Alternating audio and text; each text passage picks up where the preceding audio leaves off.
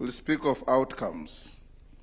I wish to speak about one aspect that precedes all of them, and without which not one of them would exist, and this is the enabling legal framework. Your Excellency, Article 94 of our Constitution provides that the legislative authority of the Republic is derived from the people and is vested in and exercised by Parliament. At our independence, Your Excellency, our founding father pronounced that the incoming government of the people of Kenya was going to focus on fighting three things: poverty, ignorance, and disease. Over the years, efforts have been made in the health sector to achieve the war against diseases. In 1966, the National Health Insurance Fund was founded, and later in 1998, it was cemented into an Act of Parliament as NHIF, primarily to provide for medical cover for formal and informal sectors. The fund was operated by the National Hospital Insurance Fund Board of Management, and it relied on tiered flat-rate monthly deductions as its contributions rather than proportional income scaling. Over the period, Your Excellency, the NHIF faced massive systemic corruption, losing billions of shillings through ghost clinics, inflated claims, collusion between rogue medical facilities and state officials.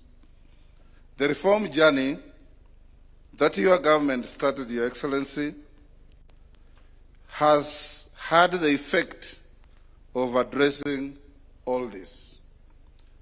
Whenever you speak to any member of Parliament, Your Excellency, you'll hear always the same story. Desperate families calling at midnight about hospital emergencies and their attendant bills, their names being forced on fundraising committees and cards that are circulated without their knowledge, standing at hospital gates negotiating for the release of a patient, and at mortuaries negotiating for the release of bodies to their loved ones. Parliament understood the necessity of reform because parliamentarians have constant interaction with the needy in the population. The Departmental Committee on Health in the 12th Parliament had recommended, as it exited on the 8th of June 2022, that its successor should establish a facility improvement fund for county public health facilities. Section 104 of the Health Act of 2017 had also directed that legislation on health be enacted within 3 years. That instruction had remained unfulfilled. The National Hospital Insurance Fund, born in 1966 and governed by the 1998 Act, had long since been overtaken by the structure of our economy and dynamic social needs. So, Your Excellency, when you brought this agenda to the House of Parliament in your administration, you found an already convinced Parliament. Parliament had been waiting for the executive to act, and it took courage from 1963. All successive governments had made half-hearted attempts to achieve what we now have in our country. In the year 2023, Parliament considered, interrogated, amended, and passed 4 statutes, which Your Excellency assented to on the 19th of October of the same year. These were, first, the Primary Health Care Act, number 13 of 2023. It established for the first time in our history a legal framework for the delivery and management of primary health care through primary health care networks, and it placed our community health promoters on a statutory footing rather than leaving them to the whims of successive government initiatives. The second was the Facility Improvement Financing Act number 14 of 2023. This, anchored on Article 207 of the Constitution, permits a public health facility to retain and manage the revenue it generates. In plain language, money earned at a dispensary in Kimilili or Kilifi or Kachiliba is now spent and ought to be spent at that dispensary. The third piece of legislation was the Digital Health Act, number 15 of 2023. It discharged the unfinished obligation of the Health Act of 2017, established the Digital Health Agency, mandated a comprehensive integrated health information system for the whole Republic, and gave every Kenyan statutory protection over their personal health data.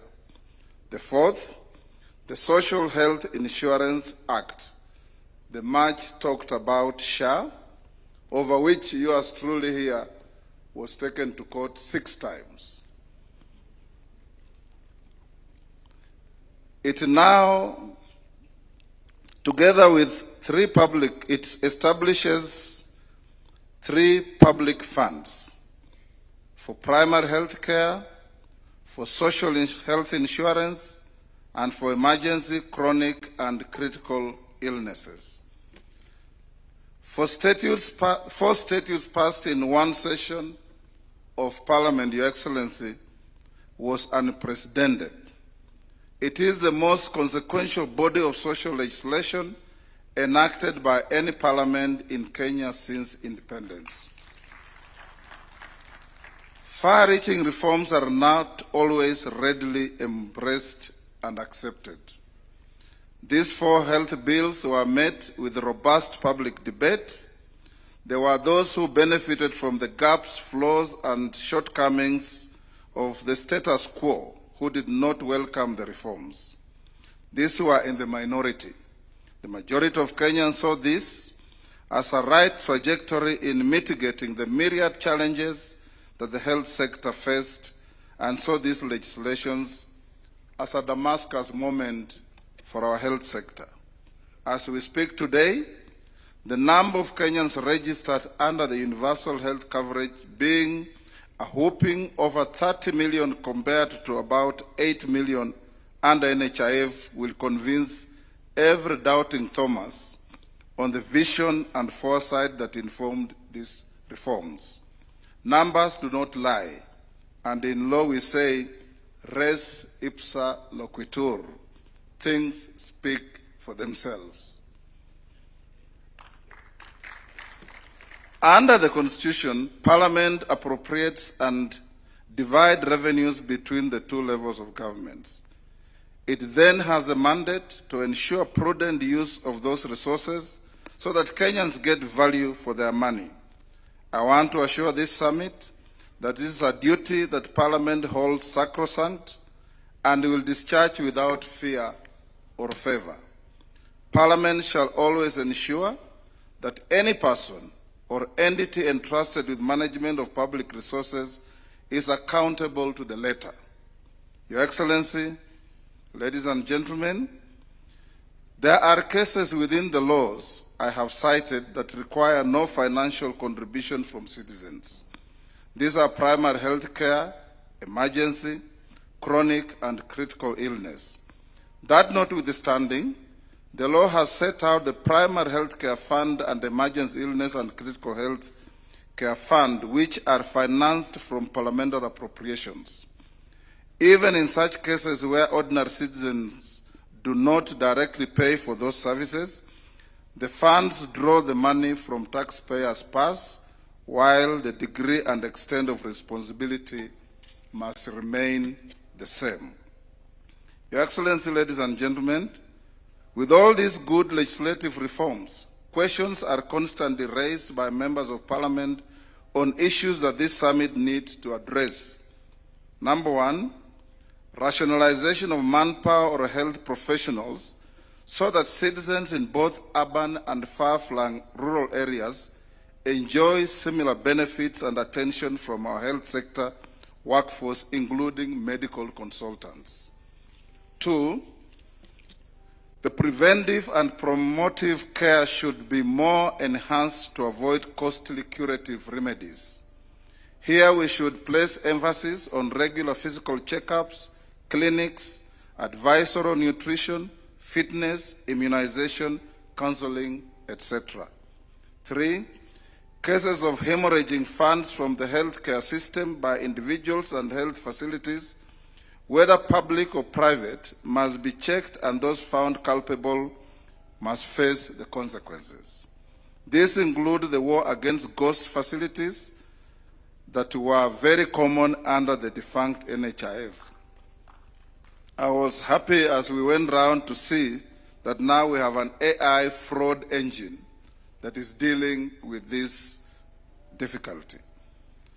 The last, even where the citizen is required to make a financial contribution, the regulators should ensure that no unlawful charges are levied against any citizen. Your Excellency, distinguished delegates, ladies and gentlemen, as I conclude, I want to assure this summit that Parliament will discharge its responsibility to keep the health sector buoyant in our country. We will appropriate sufficient funds subject to the size of the envelope available and other national requirements. We will ensure appropriated funds are put to proper use, and together with the Auditor General, we will discharge these functions fully. We will remain open and ready to support the government with continuing legislative reforms to better existing laws and regulations and to give full meaning to health-related provisions in our Constitution and for the benefit of our country. I thank you.